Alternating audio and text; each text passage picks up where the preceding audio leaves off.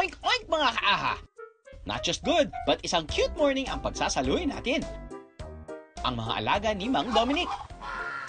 Ito po yung mga native na baboy kung saan ito po yung talagang lahi ng sarili natin. Ito po yung mga baboy na mga all breeds, kumbaga sa tao, no.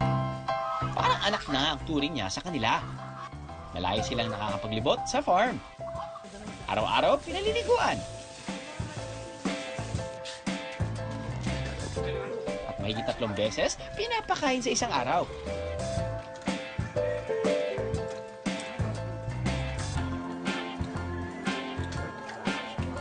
Pati ang mga kapitbahay ni Mang Dominic, parang tao na rin ang turing sa kanyang mga biik. Ang mga baboy na to ay native Pinoy pigs o Philippine Warty Pig. Sila ay mabuo at kadalasang itim ang kulay. Iba sila sa mga baboy mula sa ibang bansa. Ang mga breed kasi doon ay merong tusk na parang sa elepante. Ang tawag sa kanila, Babirusa. Pero itong surprising, ang mga baboy raw ay isa sa pinakamagtalinong hayop sa mundo.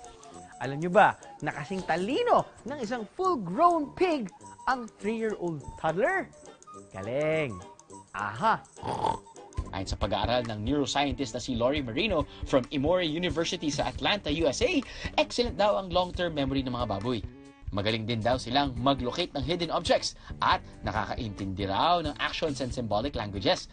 Baboy genius, di ba?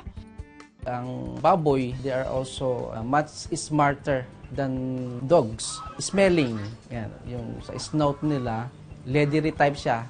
Sensitive yan sa touch. Kaya medyo maraming nerve siguro nakalagay doon connecting to the brain. Nakaka-recognize kasi sila ng different colors. Ano? Kaya nilang makadetermine.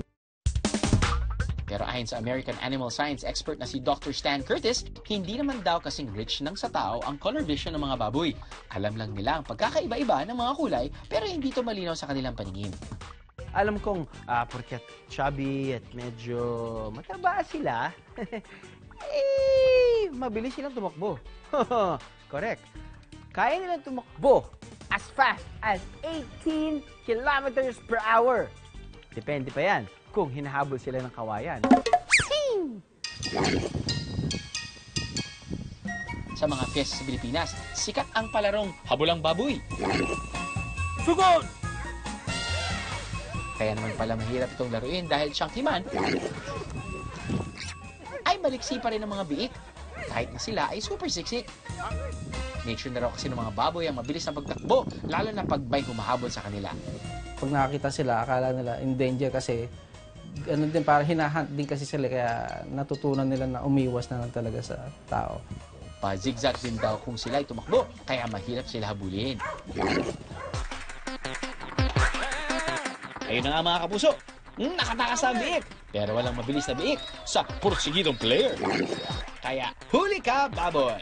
Be the best man win. Pero alam nyo bang may pagkakapareho tayong mga tao at mga baboy? Ang nakakaaliw dito, ang genetic makeup ng mga baboy at ng mga tao o Homo sapiens ay very similar. Kaya kapag may tinitest na gamot para sa tao, tinitest muna ito sa mga baboy. Pagdating sa size ng internal organs, halos pareho daw tayo. Yung sa mga enzyme, sa mga production nung different processes sa metabolism, halos kaparehas nung sa atin sa human. Pagkakaiba natin sa kanila, alam nyo bang wala silang sweat glands? Kaya hindi sila pinagpapawisan. Para malamigan ang katawan, ang hilig nila mag-swimming sa putikan. Cute, smart, cuddly. Yan ang mga kaibigan nating piggy. At pagkatapos nyo malaman yung mga fun facts tungkol sa kanila, I'm sure kayo ay mapapaibig sa pig.